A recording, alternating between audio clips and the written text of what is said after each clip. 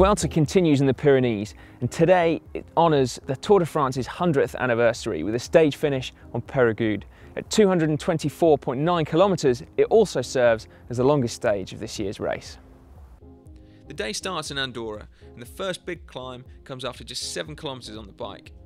The Puerto del Canto is 24.4 kilometres long, but its average gradient of just 4.2 kilometres won't make for a big selection. However, there are steep parts of 10% in the beginning of the climb, so this may be a good place for a break to get away. From the top of Puerto del Canto, the riders continue north towards the second Category 1 climb of the day. Puerto de la Bonagua has an average gradient of 5.5%, but that's mostly because of a small descent and a couple of flat parts.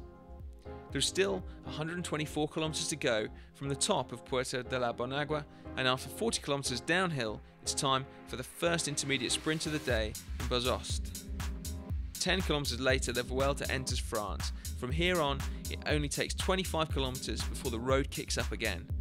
The Col de Port de Baes is 19.2 kilometres long, and especially the last 11 kilometres. The Col de Port de Baes is 19.2 kilometres long, and especially the last 11k will make for a big selection. The average gradient of this final part of the climb is about 8.4%, and the GC riders cannot afford to have a bad day.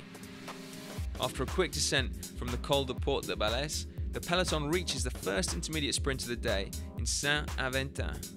This is also where the final climb starts. The first 10 kilometres of Peyragudes have an average gradient of 7%, and with parts of 13% in the beginning, we could see attacks among the GC riders already at this point.